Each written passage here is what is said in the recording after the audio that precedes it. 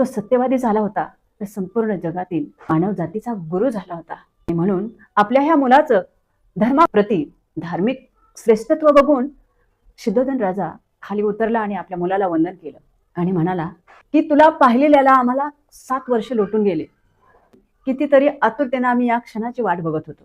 असं म्हणून राजा शुद्धोधन खूप आनंदी झाला आणि आपल्या पुत्राकडे एकसारखा टक लावून पाहत राहिला.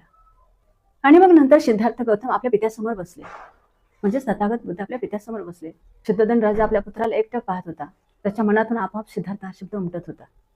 तसेच राजा शुद्धोधनाला असे वाटत होतं की पुत्र, म्हणजे ते मनातल्या मनात बोलत होते की बाळ, तू माझा पुत्र परत हो आणि आपल्या पित्याला सुखी कर. असं वाक्य राजा शुद्धोधनाच्या तोंडात येता येता थांबवलं. ते आतल्यात ते दाबलं गेलं, कारण सिद्धार्थ म्हणण्याचं धाडस राजा शुद्धोधनामध्ये नव्हतं. कारण सिद्धार्थ गौतम आता सिद्धार्थ राहिले नव्हते, ते सम्यक संबुद्ध झाले होते, ते जगाचे विश्वगुरू झाले होते. आपल्या मुलाप्रती राजा शुद्धोधनाला अतिशय अभिमान आणि आनंद सुद्धा वाटत होता. पण एक गोष्ट मात्र नक्की होती की कितीही असलं तरी आता आपला मुलगा शाक्य कुळाचा वारस राहणार नाही, आणि त्यामुळे हा अभिमान राजा शुद्धोधनाचा लोप पावला. राजा शुद्धोधनाला मनातून असंही वाटलं, म्हणजे ते तसं बोलूनही दाखवलं सिद्धार्थ गौतमाला की मी माझे राज्य तुला देईन, पण तू ते राज्य मातीमोल मानशील.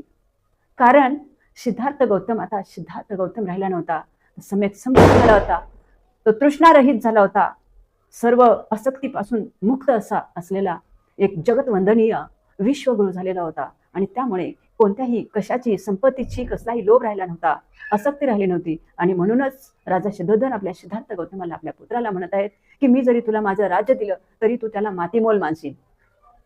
असं म्हटल्यावर बुद्ध म्हणाले की होय पिताजी, तुमचे अंतःकरण करुणेनं काटोकाट भरलेलं आहे आणि तुमच्या मुलाविषयीचं दुःख याची मला जाणीव आहे. परंतु तुम्ही ज्या मुलाला मुकला आहात किंवा ज्या मुलाचे तुमचे प्रेमसंबंध जसे जखडले होते, अगदी त्याच प्रकारचे प्रेमसंबंध तुम्ही तुमच्या जनतेला, या मानव प्राण्याशी जखडून टाका. म्हणजे तुम्हाला प्रत्येक ठिकाणी तुमचा मुलगा दिसेल, प्रत्येक माणसामध्ये तुम्हाला तुमचा मुलगा दिसेल. असं सिद्धार्थ गौतम आपल्या पित्याला, म्हणजे राजा शुद्धोधनाला असे म्हणाले. तर आपला पुत्र बुद्ध याची ही मधुरवाणी ऐकून राजा शुद्धोधन आनंदाने विवहत झाला. त्याने आपले हात घट्ट आवळले आणि अश्रुपूर्ण नयनाने तो उद्गारला की अद्भुतपूर्व परिवर्तन, हे अद्भुतपूर्व परिवर्तन झालेलं आहे, दुःखाचा अतिरेक आता नष्ट झालेला आहे. असं राजाच्या तोंडून उद्गार निघाले आपल्या पुत्राला बघून, बुद्धांना बघून.